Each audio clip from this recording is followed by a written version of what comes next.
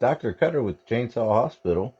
Today we're going to be working on this McCulloch or McCulloch or whatever you want to call it. But this is an FR 2.0 and I believe this is like a 3214, something like that.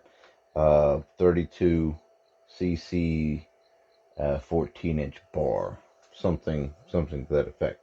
But this is going to be an upcoming series or maybe just video on the channel, but today we're not going to quite get this thing running. But I did notice something before I got started. So, and what that is the chain. So what I'm going to do is get you in here a little closer, and we're going to talk about the chain and why it is actually loose. I don't know if you can see it down here, but it's not actually on there. And the chain, you know, it runs fairly well. So let's get in here a little closer, and we'll talk about what's going on.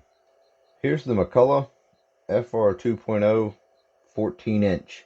And again, I'm thinking that's something. If you know more about this than I do, I would love to hear about you know, the model number or whatever, where the factory reconditioned came from. You know, like I'm sure they reconditioned it at the factory, but why? Why did they do this? Was it something with the motor, the fuel lines, carburetor?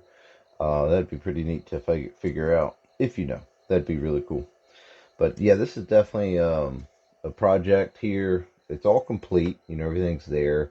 It's just, I thought it would be neat to have one of these old saws here from back in the day on the channel. But what we've got today is, look how loose this chain is. Now, why is it so loose? It came to the shop like this, and I was like, that's interesting. Let me tighten this chain up and see if I can get this slack out of it. And what I found out actually was that this sprocket and the clutch drum here were actually 3/8 low profile, and what you've got here is actually 3/8 chain. So that is why the chain is so loose on here, because when you tighten it up, here I'll show you, when you tighten it up, this gets in a bind because it's not exactly right. The alignment doesn't work, and you can see this chain is actually is way over sharpened. I don't know if you can see one of those there is just absolutely thin, paper thin. But either way, let's get in here. Let me tighten this thing up here, and I'll show you what I'm talking about. I can see with the side cover here, I just loosened up this one nut, and that's a 7/16, and that took care of that, getting that loosened up. You can see now the bar is nice and wiggly. And then what we're going to do is, there's a tensioning screw right here on the front, and all we're going to do is just take a little bit of that tension out of there, or slack out of there, and add some tension. Alright, we're not crazy tight. You can see the chain is kind of still flopping around in there. So what I'm going to do is tighten this back up. I'm holding up on the bar and putting a little bit of tighten that up a little bit. Now let's see if we can get this chain to move like we could earlier. Okay, and there we've got it. It's tight. It's got a tight spot in it. Now that could be the links that are rusty, or something else going on. So let's investigate the tip right here where it gets tight. Look at the chain and how close it is to the sprocket tooth right here. So you can see it's actually a whole lot of space up in front of it here, and no space in the back here. And then you can see it kind of replicate right here. It's wide open. So something's going on with the alignment of this chain. Now, the bar itself has 0 markings on it to tell you how many drive links it is, or what pitch it is, what gauge it is. So Not sure if this is an aftermarket bar or they were all like this from the get-go. But when you get the chain really tight in there, which we'll do now, like it's supposed to be. See how loose it is still? And that's I just was kind of showing you the progression that I went through trying to figure out what was going on, because this full-size 3/8 chain, when I saw it, I was like, wow, I can't believe this poor little thing would actually pull anything remotely related to a full-size 3/8 chain, because I've actually used one of these way back. All right, we've got the chain actually really tightened up now. Not really. I mean, you can see it's still got plenty of slack in it. I can easily pull, and it kind of actually hangs out a little bit. You can see that. But either way, let's see if we can get the chain to move now. And now we cannot even get the chain to move. So I'll tell you what I'm going to do. I've got a 3/8 low profile chain, and we'll try that on here. But I'm thinking this bar and this clutch drum are not rated or set up for the right pitch and everything for this 3/8 full size. So I guess that kind of answers the question. Is 3/8 full size interchangeable with 3/8 low profile? And we'll find out the answer here in just a second. So let me swap this chain out to one that'll fit on here, and it's 3/8 low profile. To get this side cover off, you're going to need the 7/16 socket again. And we're just going to pop that off of there like that. And then in the back, we'll just leave that barely on there. Back here, you're going to need a T25. T25, if you've got something like that. Now, I usually use these in the impact. You've seen the little impact on here, but for these two little screws here, I didn't get it all set up. But these are captive screws in the side cover. There's one at the top here right above the muffler too.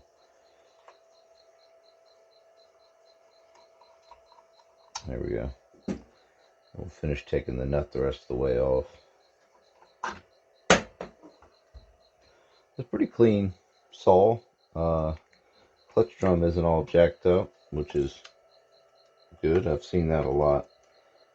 Well, not necessarily on a McCulloch, but I have seen it a lot where something's broken, especially the pole ones. I guess I should say that.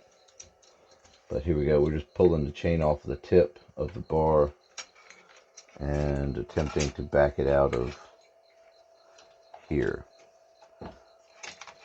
Get that bar out of the way. That's the bar mount.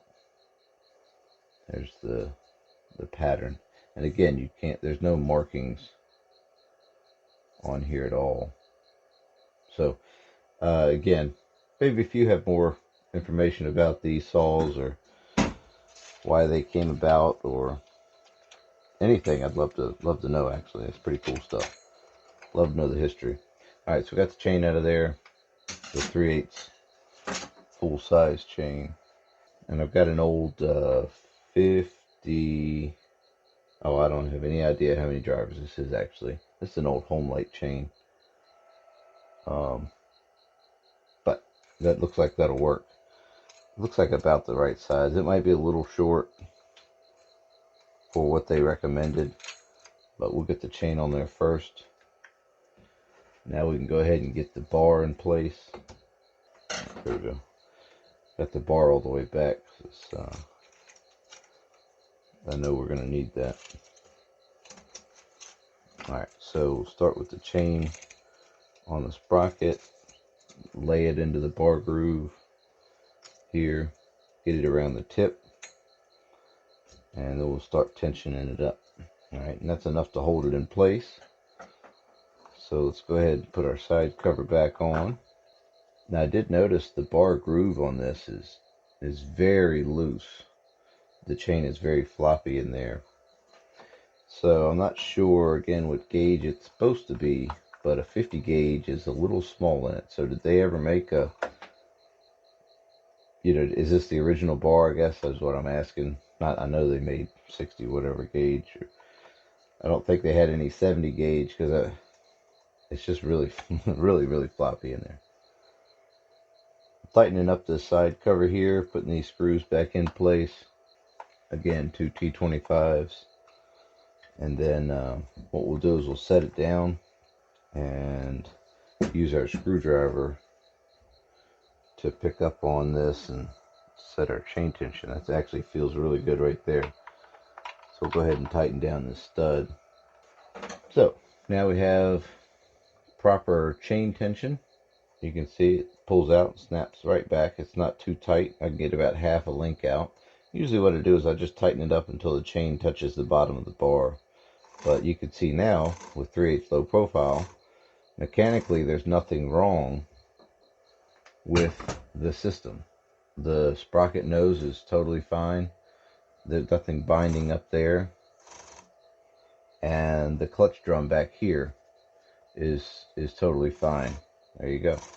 So the answer to the question is yes, there is a difference between 3/8 full size or just 3/8 chain, which is what somebody had made up for this. This is the old chain, and the actual correct size for this saw, which would be 3/8 low profile. So there you go. The answer is yes, there is a difference between standard 3/8 chain and 3/8 low profile. Kind of neat, kind of good to see, nice to see that visual there. But either way, that's enough from me. Just wanted to show you guys that in a real quick video. But either way, remember, keep your chain sharp and stay safe.